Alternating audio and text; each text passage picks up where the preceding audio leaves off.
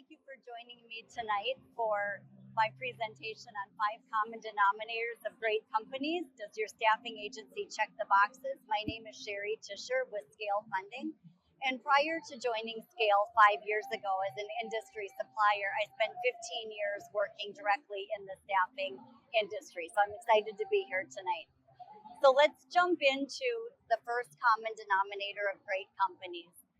It's attention to detail. Often when we think of companies with great attention to detail, we think of Disney. Well, Disney was a stickler for detail. As a matter of fact, when you enter Magic Kingdom and you park your car and you're walking into the park and up to the castle, you're actually walking slightly uphill.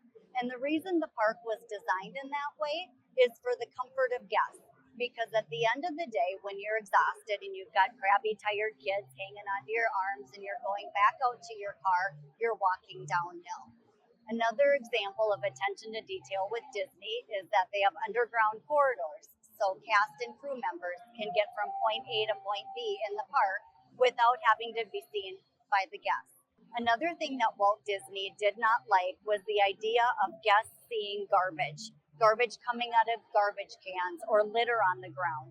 So one of the things that he did is he took a hot dog and he walked through the park, and when he was finished eating that hot dog, left holding the wrapper, he said, "This is where a garbage can needs to go." Disney did their research. They researched the fact that people are only willing to carry garbage for 30 feet, and at that point, they'll drop it on the ground.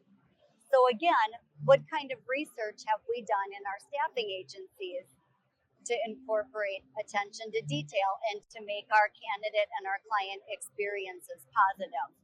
ASA did some research for us, and they tell us that 39% of job seekers will abandon the application if it's too long. What's too long? 78% of workers expect the job application to take no more than 30 minutes. Okay, let's move on to the second common denominator of great companies, great employees. Now, we can't just wave our magic wand and have great employees, so I've outlined 5 elements to great employees.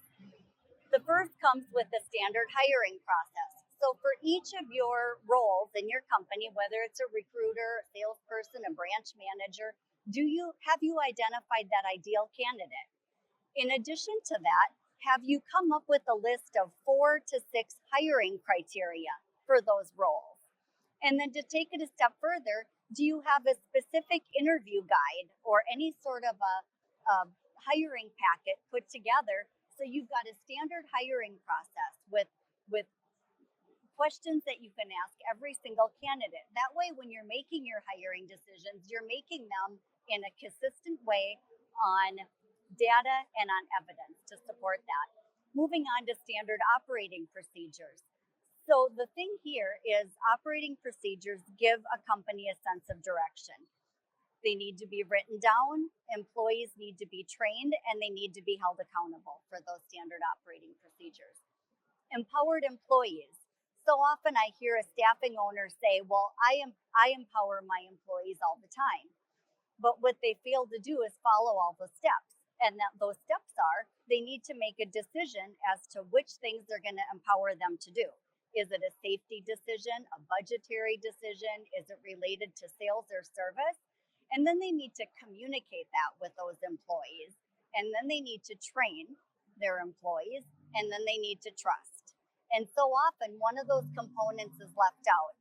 But if you communicate, train, and trust, you'll successfully empower your employees. Team is built to last. And this basically just means that you've got bench strength. Are you training your employees for their next roles, for leadership positions within your company, or moving into a different department within your company? And then company culture. Now, this, of course, there's not a one-size-fits-all solution for company culture, and you need to do the work to come up with your own culture. But what we have found is there are 3 common elements with great companies that have a great company culture. And those 3 common elements are, it revolves around nurturing their employees, it revolves around transparency, and it revolves around a sense of community. So those employees feel like they've got a sense of community at those companies. Moving on to the third common denominator of great companies, great training. The Indeed Career Guide listed 25 companies with top employee training programs. And what do those top 25 companies have in common? They offer training beyond product knowledge. It's one thing to teach your recruiters how to recruit or your salespeople how to sell. But are you offering training programs and resources for your employees on things that are above and beyond product knowledge? So topics on health and wellness, critical thinking, DEI. Marriott International is actually one of the companies on that list that provides, they've been recognized for the training that they offer beyond product knowledge. The next thing they have in common is upskilling programs. Ronstead, which is a fellow staffing agency of ours, is known for their upskilling. They've been recognized for their leadership training. And then reskilling. Texas Instruments is a company on the list that's been recognized for their reskilling program. They actually have a 12-month rotational program where they put people through training in departments that are completely different than what they're currently working in. Moving on to the fourth common denominator, continuous innovation. According to LinkedIn's Top Companies report, innovation is a common denominator for success. We can all come up with companies who failed at this, Blockbuster being one of them. In 2008, the CEO of Blockbuster is famously known for saying that he didn't even view Redbox nor Netflix as being on the radar of competition for him. And 2 years later, Blockbuster filed for bankruptcy and Netflix was worth $62 billion or some crazy amount. So innovation must be led by a visionary senior executive. What are 3 tips that you can take into your staffing agency business? One is to make sure that you're talking to your customers, that when you're trying to come up with a new solution or some other way of supporting your customers, that you're listening to what their needs are and you develop a solution around that. Supreme Staffing, which is an agency based in Tennessee here, has done a remarkable job with this. They listened to their customers. Their customers said they needed forklift drivers.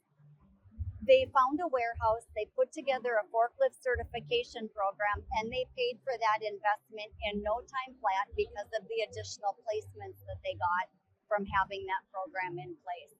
So listening to your customers. If you're gonna fail fast. Don't be afraid to just drop something that isn't working. So often when it's your idea, you think it's a great idea and you want to hold on to that even if it's not working. So if you're going to fail fast. And then create a forum for your employees to share, because your best ideas are going to come from your team, not necessarily as you as the owner. And moving on to the final common denominator of great companies, financial strength, including cash flow. So often that we think that our success or our financial strength is all in our top line revenue or even our gross profit line. And that's fantastic if you have a growing top line or a solid gross profit line, but poor cash flow can sink a business, and small to mid-sized staffing agencies are really susceptible to this because of the outpouring of payroll dollars while they're waiting for their receivables to come in. It's those receivables that are the key to cash flow. So things you can do to increase your cash flow. When you're negotiating your contracts with your clients, so often we get hung up on that bill rate or the markup, and we forget to negotiate the payment terms.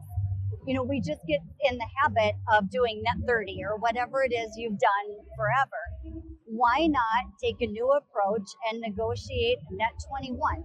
Because those extra days of cash flow in your pocket can really make a huge difference in your staffing agency.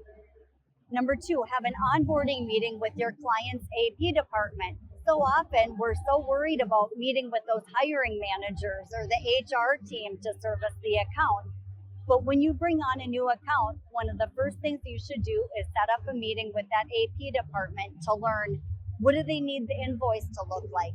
What's your approval process look like? Who do I go to if there's a question or a problem with the invoice? And having that formalized meeting up front will save you big headaches and problems down the road if there are questions on invoices. And then understand what your financing and funding options are. If you're an owner and you're currently self-funding your business, or you've got a line of credit at a bank, that might be working for you right now, but things change with your business. You might be able to take on your dream contract with a huge new contract, but you don't have the cash flow to support that. Or maybe your bank decides they're going to cut your line of credit or not renew your line of credit. You want to make sure that you understand what payroll funding and invoice factoring are and some of these other things. Do your research, meet with people who work in these industries so when the time comes, you know what your options are. And I'm out of time, so I'm going to be kicked off the stage, but thank you for participating.